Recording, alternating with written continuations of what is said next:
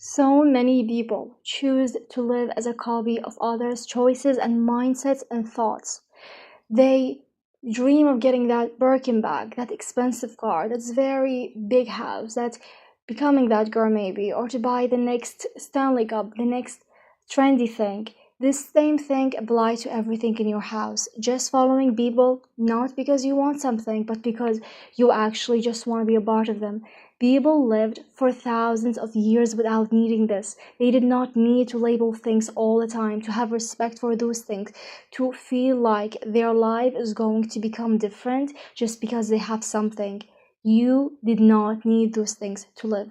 So get yourself out of this presence so you can actually have time for the things that truly fulfill you.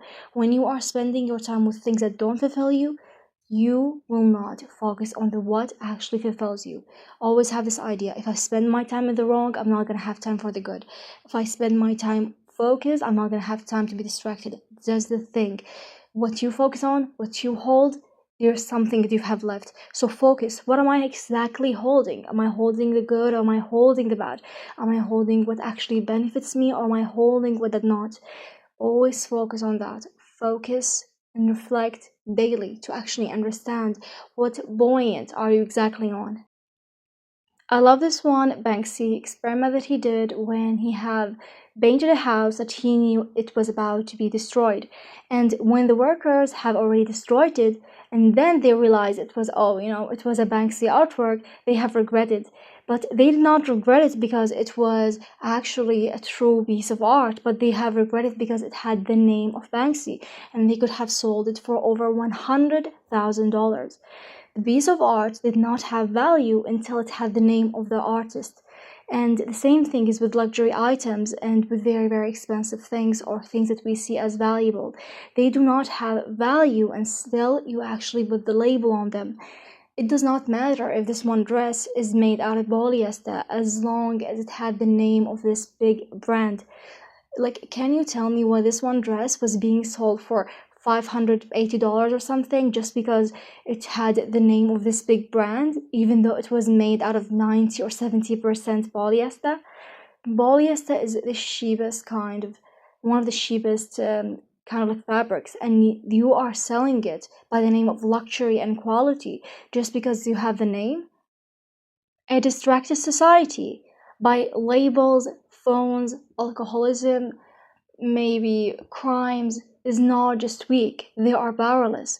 When we are not looking at what truly fulfill us, we will just waste more time toward what we do not want, when we could have got what we dreamed of very, very sooner. And on the other hand, you have people that choose to stay silent or to not take action just because they are too lazy or feel powerless, helpless, less confident, doubt, instead of doing something that might actually result to something very, very big. They choose to shut their mouth just because they think, you know what, I cannot do anything to this very big problem. Who am I to change the world? Who am I to actually make the entire media care for something? When all of the problems in the world have probably been changed by only a few people. Who are you to think that you are less than actually being capable of doing that? You are not less than anyone, so go and try to change that thing. Try to talk, try to take action. Every single action can be helpful.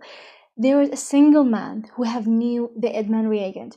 There is a single man who have knew how to actually start electricity, a single man who created the light bulb, a single man that actually worked on a lot of big issues. It's true that they had many people behind them, but they were the one who were the leader, the one in control. You are not less than anybody of them. So work on that. Work on actually doing something. Buy what you could. Try and try and try until it actually becomes something that you would label as honored. When you are saying to yourself, I'm not capable, I don't have the ability, I cannot do this, I'm less confident, you are not doing any change because the time will already pass. You are the only one who's not taking the chance to actually, maybe I will work, maybe I'll have the ability, maybe I can do it.